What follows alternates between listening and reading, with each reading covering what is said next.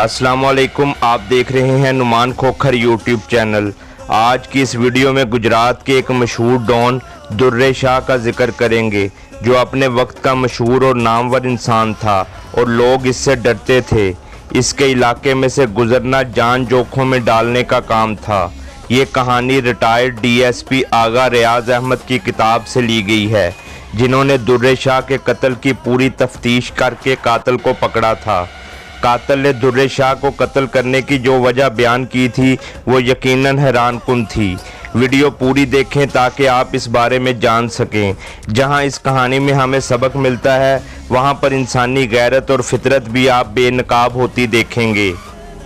मेरे चैनल नुमान खोखर की प्लेलिस्ट में don of world, don of Asia, don of Pakistan, don of Punjab, don of Sindh, don of Lahore और different city dons के अलग अलग फोल्डर्स हैं, जिनमें 100 के करीब मुख्तलिफ मशहूर डॉन्स की लाइफ स्टोरीज़ हैं।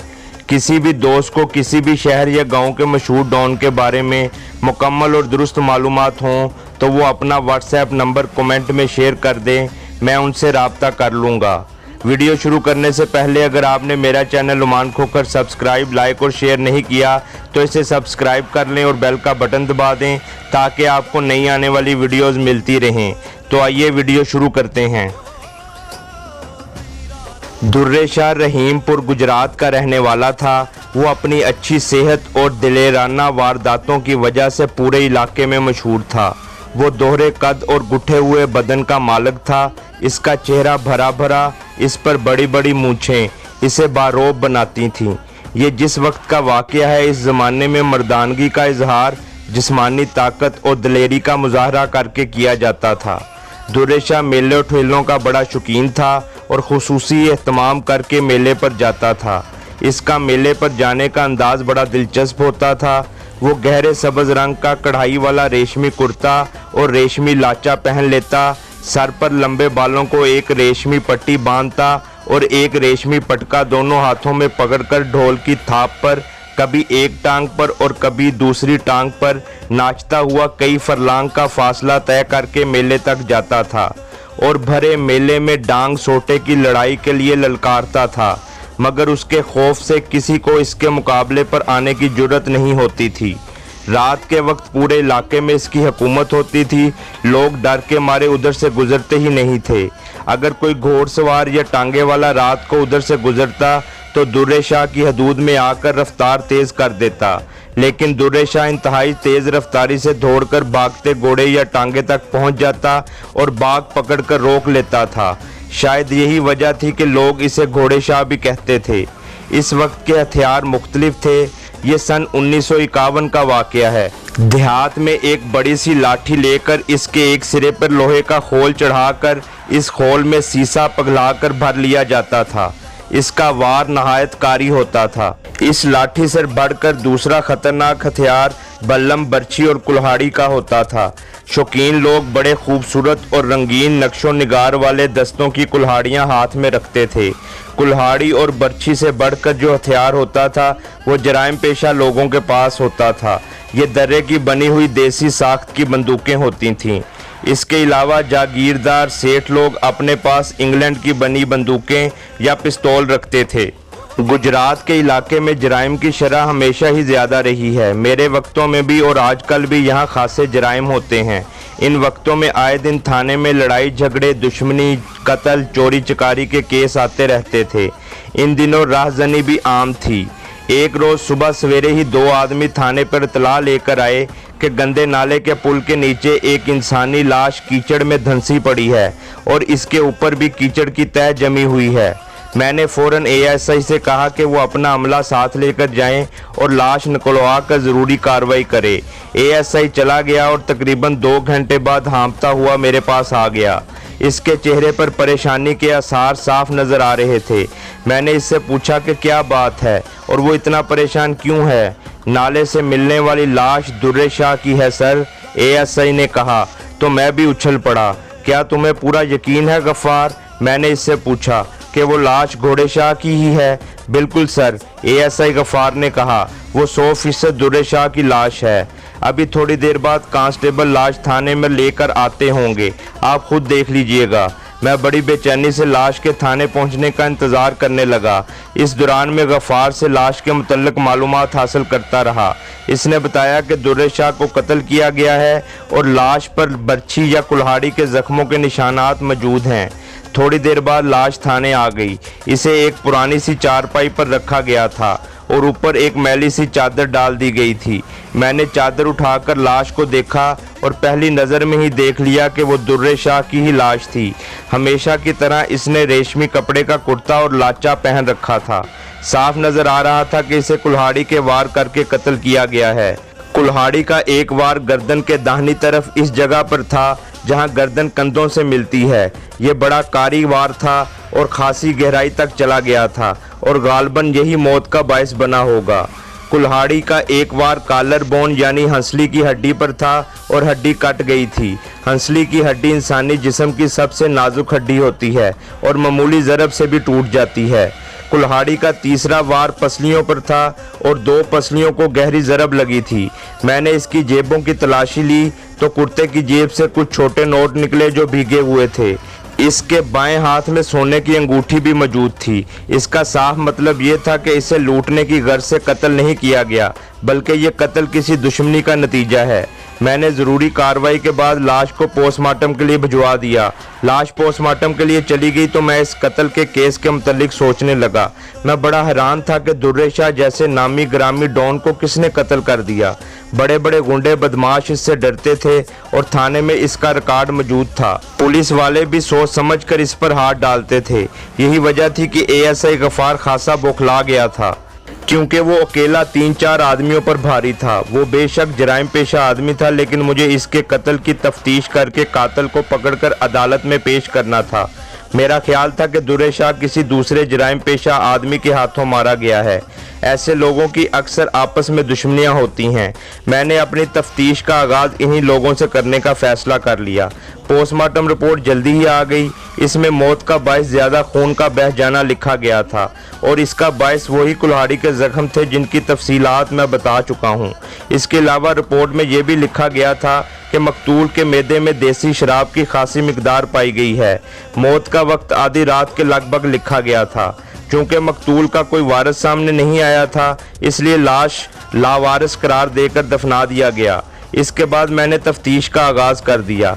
मैंने अपने मुखबरों को तलब कर लिया। इनमें आदि जराइम पेशा लोग भी थे और मोअज़्ज़िज़ लोग भी। मैंने इनको कहा कि वो ये मालूम करने की कोशिश करें कि क्या दुर्रे शाह की किसी के साथ ऐसी दुश्मनी थी कि नौबत कत्ल तक पहुंच जाए। इसके अलावा मैंने इनसे ये भी कहा कि वो ये बात मालूम करें कि पिछले दिनों दुर्रे शाह का किसी के साथ कोई लड़ाई झगड़ा हुआ है। एक बार इस केस का कोई सिरा मेरे हाथ आ जाता और मामूली सा सुराग भी मिल जाता तो फिर मेरा काम आसान हो जाना था। ये मुखबर इस काम को समझते थे और उन्हें मालूम था कि उन्होंने अपने मतलब की मालूमात कहाँ से हासिल करनी है और कैसे करनी है। अगले दिन से मुखबर मेरे पास रिपोर्टें लेकर आने लगे और दुर्रे शाह के कत्ल होने से चंद दिन पहले की खबरें लाने लगे। इनमें कोई ऐसी खबर नहीं थी जिससे ये तासुर मिलता कि फ़लाँ वाक़या दुर्रे शाह के कत्ल का बायस बना है। फिर एक और मुखबर आया। ये मेरा बड़ा कामयाब मुखबर था। वैसे तो जराइम पेशा था और छोटे मोटे जराइम करता था, लेकिन ज़बान का जादू चलाना जानता था और लोगों के घरों के अंदर से भेद भी निकाल लाता था। इसने जो बात सुनाई, इससे मुझे ऐसा लगा कि इसने दुर्रे शाह के कातिल को मेरे सामने लाकर खड़ा कर दिया है। इस मुखबर ने जो बात सुनाई वो मैं आपको बयान कर देता हूँ।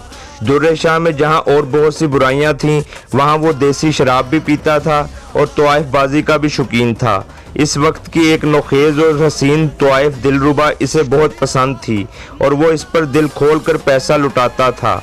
जब वो दिलरुबा के पास चला जाता था तो फिर किसी और को कोठे पर नहीं आने देता था। तमाशबीन इस बात का बुरा तो मनाते, लेकिन दुर्रे शाह के खौफ से चुपचाप चले जाते थे। ये बात मशहूर थी कि दुर्रे शाह और दिलरुबा एक दूसरे को पसंद करने लगे हैं और ये नौबत इश्क तक जा पहुंची है। कत्ल से तकरीबन 12-15 दिन पहले का वाक़या है कि दुर्रे शाह अपने चंद साथियों के साथ दिलरुबा के कोठे पर गया तो वहाँ पर इस वक्त का एक और जराइम पेशा जिसका नाम रंगू था बैठा हुआ था। मैं रंगू को जानता था। इसका असल नाम तो औरंगजेब था, लेकिन सब इसे रंगू कहते थे। दुर्रे शाह के पाए का बदमाश था, लेकिन ताकत और दलेरी में दुर्रे शाह से कम था। रंगू और दुर्रे शाह की आपस में सर्द जंग चल रही थी, लेकिन दोनों में से कोई भी खुलकर सामने नहीं आया था। मुख्तसर ये कि रंगू दुर्रे शाह से दबने वाला आदमी नहीं था। दुर्रे शाह की आमद से रंगू के रंग में भंग पड़ गई और जमी हुई महफिल रुक गई। रंगू ने दिलरुबा से कहा कि वो नाच गाना जारी रखे और किसी की परवाह ना करे। माफ़ी चाहती हूँ सरकार, दिलरुबा ने बड़े अदब से कहा। आप फिर कभी तशरीफ़ लाइएगा। शाह जी के आने पर महफिल रोक दी जाती है। ये तौइफ का कोठा है, किसी शाह का डेरा नहीं। रंगू ने गुस्से से कहा, यहाँ हर कोई आ सकता है। हम पहले यहाँ मौजूद हैं, इसलिए हमारा हक पहले है। तुम शाह जी को बाद में बुला लेना। ये सुनकर दुर्रे शाह को गुस्सा आ गया और करीब था कि दिलरुबा का कोठा मैदान जंग बन जाता। अचानक दुर्रे शाह ने बिजली की सी तेजी से लंबे फल वाला चाकू निकाला और रंगू की शाहरग पर रख दिया। चुपचाप यहाँ से निकल जाओ, दुर्रे शाह ने कहा, वरना एक ही झटके में शाहरग काट दूंगा। रंगू डरने वाला आदमी नहीं था, लेकिन मौत का फरिश्ता इसे अपनी शाहरग के नज़दीक महसूस हुआ तो इसने पसपाई इख्तियार कर ली और चुपचाप वहाँ से चला आया। इसे इस बेइज्जती का बड़ा रंज था। इसके साथियों के सामने दुर्रे शाह ने इसको जलील करके दिलरुबा के कोठे से निकाल दिया था। इसने कसम खाई थी कि वो इस बेइज्जती का बदला ज़रूर लेगा। मेरे मुखबर ने ये सारी बातें रंगू के एक साथी से मालूम की थीं, जो इसका दोस्त था। मैंने इससे अपने काम की कुछ और बातें पूछकर इसे जाने की इजाज़त दे दी। जाने से पहले मैंने इसे कुछ नकद इनाम और शाबाश दी तो वो खुश हो गया। इसके जाने के बाद मैंने अपने एएसआई को बुलाकर तमाम सूरत हाल इसके सामने रख दी। मेरा और इसका एक ही ख्याल था कि दुर्रे शाह को रंगू ने कत्ल किया है और इसके पास कत्ल की वजह भी मौजूद है। मैंने एक हेड कांस्टेबल को बुलाया और इससे कहा कि वो 2 कांस्टेबलों को साथ ले जाए और रंगू को थाने ले आए। मैंने इसे ये भी कहा कि अगर वो शराफत से ना आना चाहे तो इसको हथकड़ी लगा कर ले आएं। हेड कांस्टेबल इसी वक्त 2 कांस्टेबलों को साथ लेकर चला गया और तकरीबन 1 घंटे बाद रंगू को साथ लेकर वापस आ गया। वो शराफत से आ गया था और हथकड़ी लगाने की नौबत नहीं आई थी। इसने आते ही बड़े गुलामाना अंदाज में तकरीबन रुकू की हालत में झुककर सलाम किया। हुक्म आगा साहब, इसने बड़े गुलामाना अंदाज में कहा। खादम को कैसे याद किया?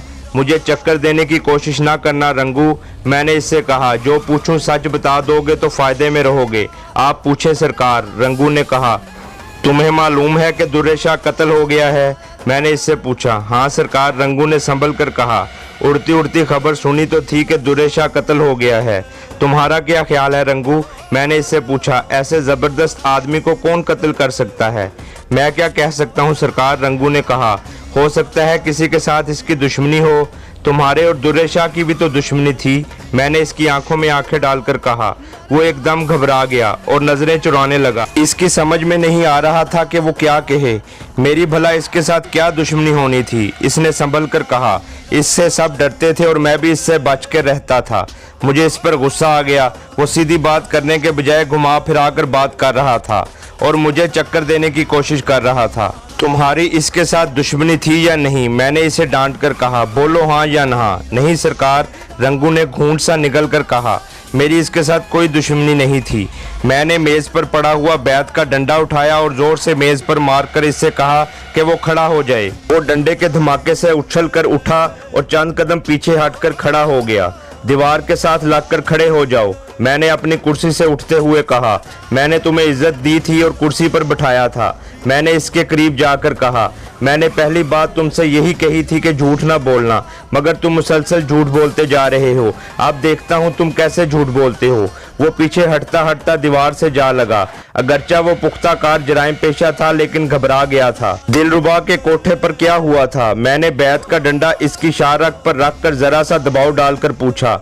अब तो वो और ज्यादा घबरा गया और इसका रंग पीला पड़ गया। इसके वहमो गुमान में भी ना था कि मुझे इस बात का इल्म हो सकता है। वो मुझे इस तरह देखने लगा जैसे मैं कोई जादूगर हूँ और इसके अंदर तक झांक सकता हूँ। वैसे तुम अपनी जुबान के पक्के हो, मैंने इससे कहा। तुमने दुर्रे शाह से अपनी बेइज्जती का बदला लेने की कसम खाई थी और इसे कत्ल करके अपनी कसम पूरी कर ली। ये गलत है, बिल्कुल गलत है। अचानक इसे जैसे होश आ गया हो और वो इस अंदाज में चीखने लगा, मैंने इसे कत्ल नहीं किया, किसी ने आपको गलत बताया है। वो चीख चीख कर और कस्में खा खा कर अपनी बेगुनाही का यकीन दिलाने की कोशिश करने लगा। फांसी का फंदा सामने नजर आ रहा हो तो बड़े बड़े मुजरिम दिल छोड़ बैठते हैं। मौत चीज ही ऐसी है। इकबाली बयान दे दो और मुझसे फायदा ले लो। मैंने इसे फसलाने के लिए लालच दिया। मरने वाले से एक दुनिया तंग थी, तुमने इसे कत्ल करके सवाब का काम किया है। मैं केस ऐसा ढीला तैयार करूंगा कि जज तुम्हें शक का फायदा देकर बरी कर देगा। रंगू फिर रोने और कस्में खाने लगा कि दुर्रे शाह को इसने कत्ल नहीं किया। इसने दिलरुबा बाई के कोठे पर होने वाले झगड़े का इतराफ कर लिया और ये भी मान लिया कि इसने दुर्रे शाह से बदला लेने की कसम खाई थी। लेकिन सरकार, ये कत्ल मैंने नहीं किया। रंगू ने दोनों हाथ जोड़कर कहा, मैं छोटे मोटे जराइम जरूर करता हूँ लेकिन कत्ल जैसा बड़ा जुर्म कभी नहीं किया। मैंने इस पर बहुत जरा की और घुमा फिरा कर अपने मतलब की बात इसके मुंह से निकलवाने की कोशिश की, लेकिन वो इतना कच्चा नहीं था कि मेरे चक्कर में आ जाता।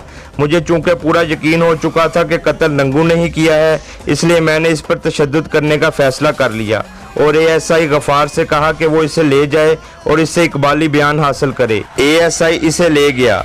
वो दिन गुजर गया, मैं थाने से उठकर घर आ गया। मुझे यकीन था कि सुबह तक मेरा अमला रंगू से इकबाली बयान ले लेगा। अगले दिन थाने पहुंचकर रोजमर्रा के काम निपटाए। इसके बाद एक झगड़े का केस आ गया। इन लोगों का मैंने राजीनामा करा दिया। इसमें खासा वक्त ज़ाया हो गया। इन कामों से फारग होने के बाद मैंने एएसआई से रंगू के बारे में पूछा कि इसने इकबाली बयान देने पर रजामंदी जाहिर की है या नहीं। वो तो पत्थर बन गया है सर, एएसआई ने कहा। वो इनकार पर डटा हुआ है और बेपनाह तशद्दुद बर्दाश्त कर रहा है। मैंने इसको कहा कि वो रंगू को मेरे सामने पेश करे। एएसआई ने एक कांस्टेबल से कहा कि वो मुल्ज़िम रंगू को ले आए। कांस्टेबल चला गया और थोड़ी देर बाद रंगू को साथ ले आया। रंगू की हालत बहुत बुरी हो रही थी। रंगू कुर्सी पर बैठकर गहरी गहरी सांसें लेने लगा, जैसे बड़ी दूर से भागता हुआ आया हो। इसने बड़ा जालमाना तशद्दुद बर्दाश्त किया था। मैं ऐसे तशद्दुद की इजाज़त सिर्फ आदि जराइम पेशा मुल्ज़िमों के लिए दिया करता था। इकबाली हो जाओ और जान छुड़वाओ रंगू, मैंने इससे कहा, वरना तुम्हारी खाल उतार दूंगा। आपके पास इख्तियार है सरकार, रंगू ने कमज़ोर सी आवाज़ में कहा। आप मेरी खाल उतार सकते हैं लेकिन मैं किसी और का फंदा अपनी गर्दन में नहीं डालूंगा। इसकी आवाज़ में अगरचा कमज़ोरी थी लेकिन इसका लहजा मजबूत था कि वो झूठ नहीं बोल रहा। मैं इसकी बात पर यकीन करके इसे छोड़ भी नहीं सकता था। इसकी अभी तक यही वजह थी कि मैंने जितनी भी तफ्तीश की थी इसमें रंगू ही एक ऐसा मुश्तबा नज़र आया था जिस पर दुर्रे शाह को कत्ल करने का शक किया जा सकता था। मैंने रंगू को फ़िलहाल हवालात में भिजवा दिया और ख़ुद नए इम्कानात पर गौर करने लगा। अगर रंगू और दुर्रे शाह के झगड़े को एक तरफ रख दिया जाता तो फिर दुर्रे शाह का कत्ल एक अंधा कत्ल बन जाता जिसका कोई सर पैर नहीं था। कत्ल की तफ्तीश के लिए सबसे पहले कत्ल की वजह मालूम करना ज़रूरी होता है। इस वक्त तक तफ्तीश के मुताबिक रंगू के पास दुर्रे शाह को कत्ल करने की माकूल वजह मौजूद थी। सोचते सोचते अचानक मुझे ख्याल आया कि मैं दिलरुबा को नज़रअंदाज कर रहा हूँ। मुझे इससे भी पूछगछ करनी चाहिए थी। इससे मिलने का फैसला कर लिया और इसी वक्त एक हवालदार और एक कांस्टेबल को साथ लेकर वहाँ जा पहुँचा। दिन के 12 बजे का वक्त था। मुझे मालूम था कि ये मखलूक रातों को जागती और दिन को सोती है। जिस वक्त मैं वहां पहुंचा वो इन लोगों के नाश्ते का वक्त था। मैं जिन वक्तों की बात कर रहा हूं, इस वक्त गुजरात में कोई बाकायदा बाज़ार हुसन नहीं था। चंद लोग ये काम करते थे और अंग्रेज़ों के वक्त से इनके पास लाइसेंस था। आजकल तो हर छोटे बड़े शहर में बदी के ये मरकज़ खुल गए हैं और ये काम पुलिस की सरपरस्ती में हो रहा है। थानेदार अपने इलाके का बादशाह होता है। जब इन लोगों को मेरी आमद की इतला मिली तो इनके हाथ पैर फूल गए। फ़ौरन मुझे ड्राइंग रूम में बैठाया गया और दिलरुबा की माँ मेरे पास आकर झुककर अदाब बजा लाई। हमारे नसीब जागे हजूर, इसने मेरी बलाएं लेते हुए कहा। कहाँ राजा भोज और कहाँ गंगू तेली, हुक्म फरमाए क्या खिदमत करें। ये कहकर वो अपने कारिंदों से खाने पीने का बंदोबस्त करने को कहने लगी। मैंने इसकी खुशामद और चरब जुबानी को नज़रअंदाज करके इसे खाने पीने के इंतजामात से मना कर दिया। मैं वहाँ बैठकर कंजरों की कमाई से कोई चीज़ भी नहीं खाना चाहता था। मैंने इससे कहा कि वो अपनी बेटी दिलरुबा को बुला दे, मैं इससे कुछ पूछना चाहता हूँ। बेबी अभी सोकर उठी है, इसने बड़े अंदाज से कहा। वो नहा धोकर तैयार हो जाए तो मैं इसे लेकर आती हूँ। वैसे खैर तो है ना, लाइल्मी में कोई कसूर हो गया है हमसे। एक बात जहन में रखो भाई जी, मैंने गुस्से से कहा। मेरे पास फालतू वक्त नहीं है और ना मैं यहाँ मुजरा सुनने आया हूँ। मैं यहाँ सरकारी ड्यूटी पर आया हूँ, इसलिए फ़ौरन अपनी बेटी को जिस हाल में वो है यहाँ लेकर आओ, वरना फिर थाने बुलाकर तफ्तीश करूँगा। इसने मेरे माथे पर बाल देखे तो फ़ौरन कमरे से निकल गई और चंद लम्हों के बाद एक नौजवान लड़की को साथ लेकर आ गई। इसकी आंखों में अभी तक नींद का खुमार बाकी था। बड़े बड़े खूबसूरत नक्शो निगार और गोरे रंग ने इसमें बेपनाह कशिश पैदा कर दी थी। इसके चेहरे पर बला की मासूमियत थी जो इस किस्म के पेशे से वाबस्ता लड़कियों में कम ही नजर आती होगी। वो कोई जिस्म फरोश तवाइफ नहीं थी, सिर्फ गाना गाती थी और रक्स करती थी। यही वजह थी कि इसके चेहरे पर मासूमियत और जिस्म में शादाबी कायम थी और दुर्रे शाह जैसा बदमाश इस पर आशिक हो गया था। दिलरुबा ने एक ख़ास अंदाज में अदाब पेश किया। मैंने इसे बैठने को कहा तो वो बैठ गई। इसके बाद मैंने इसकी माँ से कहा कि वो दिलरुबा को मेरे पास छोड़ दे और कमरे से बाहर निकल जाए। वो ना चाहते हुए भी बाहर चली गई। इसके जाने के बाद मैंने दिलरुबा से इधर उधर की चंद बातें की। मेरा ख्याल था कि इसकी झिझक उतारने के बाद अपने काम की बातें पूछूंगा। मैं जानती हूँ आप क्यों आए हैं, दिलरुबा ने उदास से लहजे में मेरे कुछ पूछने से पहले कहा। क्या जानती हो, मैंने हैरान होकर पूछा। आप शाह जी के मुतल्लिक बात करने आए हैं, इसने कहा। आप इनके कत्ल की तफ्तीश कर रहे होंगे। मैं समझ गया कि वो दुर्रे शाह को शाह जी कह रही है। दुर्रे शाह ऐसा नामी ग्रामी बदमाश था कि इसके कत्ल की खबर जंगल की आग की तरह पूरे गुजरात में फैल गई थी। दिलरुबा की उदासी देखते हुए मैंने अंदाज़ा लगाया कि इसकी दुर्रे शाह के साथ जज्बाती वाबस्तगी पैदा हो गई थी। मैंने इसकी इसी जज्बाती कमज़ोरी से फ़ायदा उठाने का फ़ैसला कर लिया। मैंने सुना है वो बाकायदगी से यहाँ आता था। मैंने कहा वो बहुत अच्छा इंसान था। इसने आह भर कर कहा। इसने मेरे कहने पर बदमाशी छोड़ने का फैसला कर लिया था। अगर वो कत्ल ना हो जाता तो मैं इसके साथ शादी का फैसला कर चुकी थी। इसके साथ ही इसे हिचकी सी आई और वो अपना दुपट्टा मुंह पर रखकर रोने लगी। मैंने इसे रोने दिया। जब वो आंसू बहाकर हल्की हो गई तो मैंने इसे अपने मतलब की बात करने का फैसला कर लिया। मैं तुम्हारे शाह जी के कातिल को पकड़ना चाहता हूँ, मैंने कहा। इसके लिए मुझे तुम्हारी मदद की ज़रूरत है। वो तुम्हारे साथ अपने दिल की हर बात करता होगा। तुम ज़रा सोच कर बताओ, इसने कभी कोई ऐसी बात की थी कि इसकी किसी के साथ दुश्मनी थी या कोई लड़ाई झगड़ा हुआ हो? वो मेरी बातें सुनकर सोचने लगी। गालबन वो अपने जहन में अल्फाज को तरतीब दे रही थी। रंगू के साथ इसका झगड़ा हो गया था। दिलरुबा ने थोड़ी देर सोचने के बाद कहा, ये कुछ दिन पहले की बात थी। फिर इसने वही बात सुना दी जो मैं अपने मुखबर की ज़ुबानी पहले ही सुन चुका था। और सोचो और गौर करो, मैंने इससे कहा। बेशक कोई मामूली बात हो, वो मेरे साथ अपनी छोटी छोटी बातें भी करता था, इसने कहा। एक रोज़ बातों बातों में इसने बताया कि इसने एक बारात के साथ जाती हुई दुल्हन को रोक लिया था और इसे साथ ले जाने लगा था, मगर फिर दुल्हन की मिन्नत समाजत की वजह से इसे जाने दिया। ये सुनकर मैं चौंक पड़ा। ये ऐसी बात थी कि कोई भी गैरतमंद इंसान मरने मारने पर उतर सकता था। मैंने इससे पूछा कि ये वाकया कितने दिन पहले का है?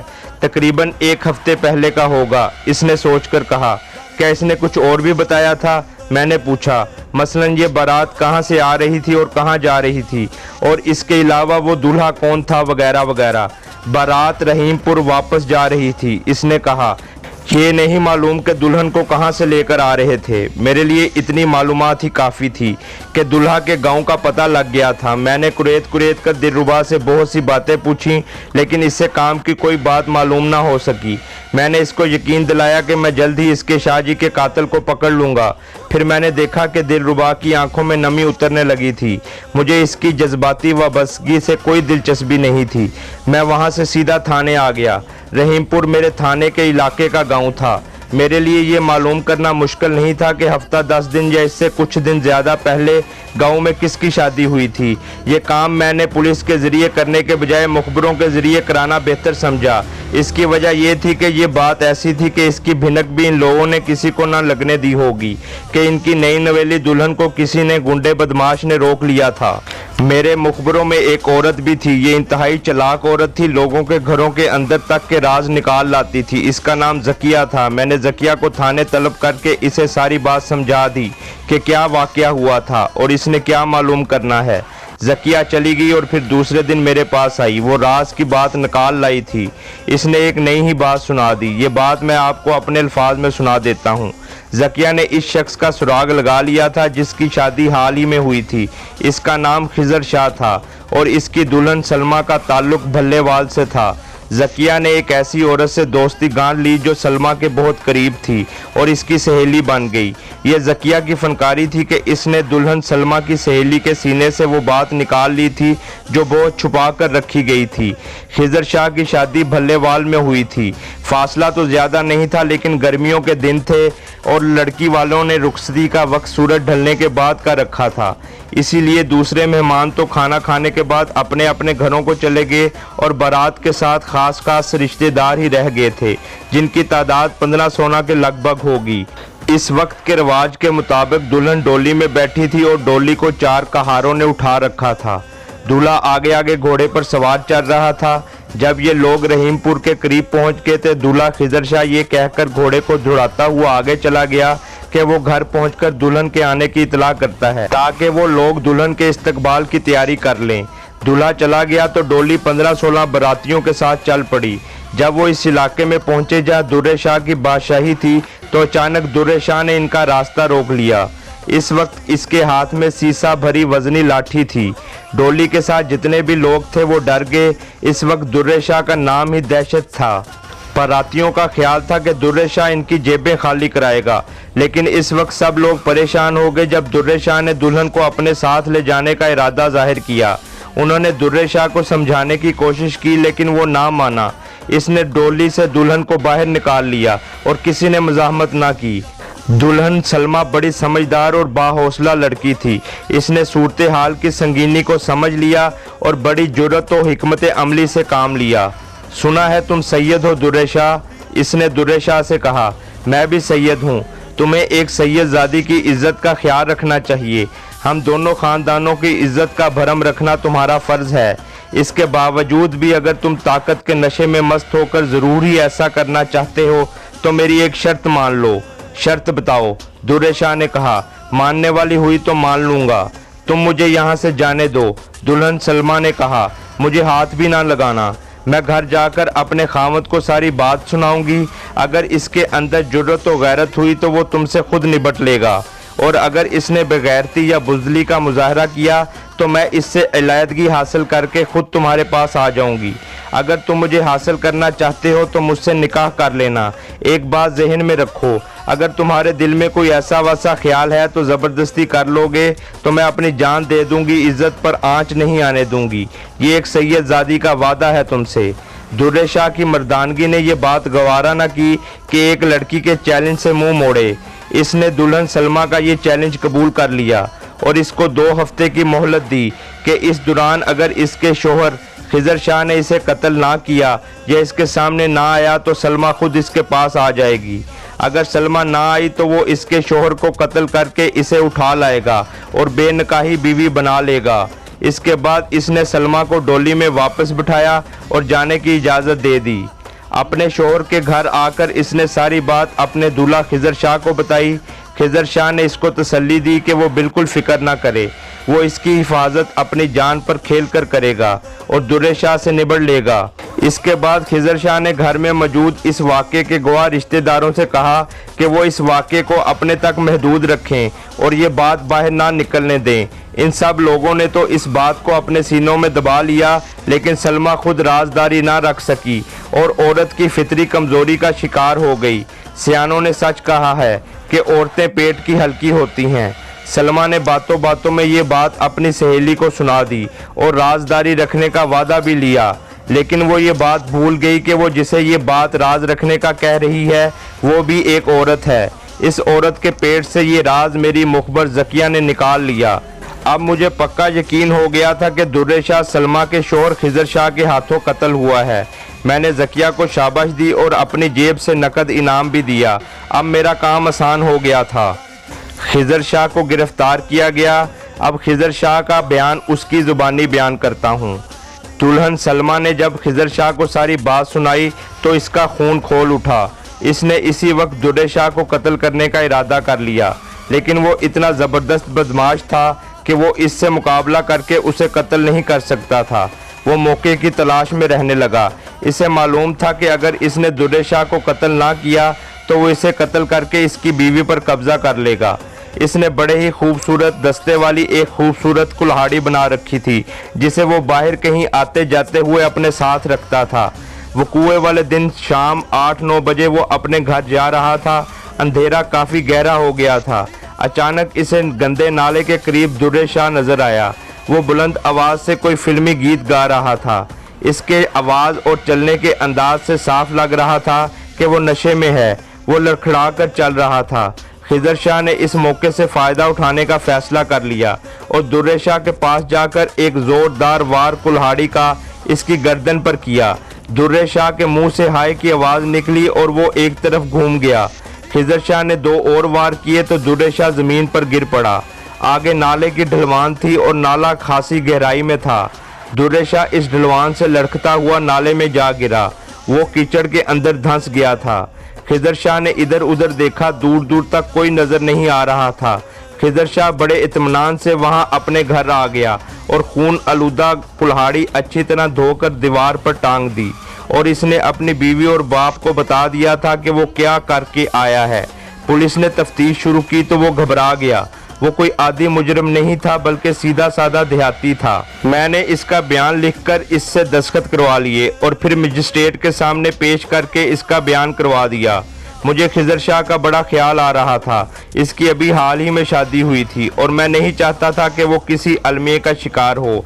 जब मैंने केस तैयार किया तो इसमें जानबूझकर 2 ऐसे सुकम रख दिए जो खिज़र शाह के हक में जाते थे। बहरहाल मुकदमा चला। खिज़र शाह का वकील इतना ज़हीन नहीं था।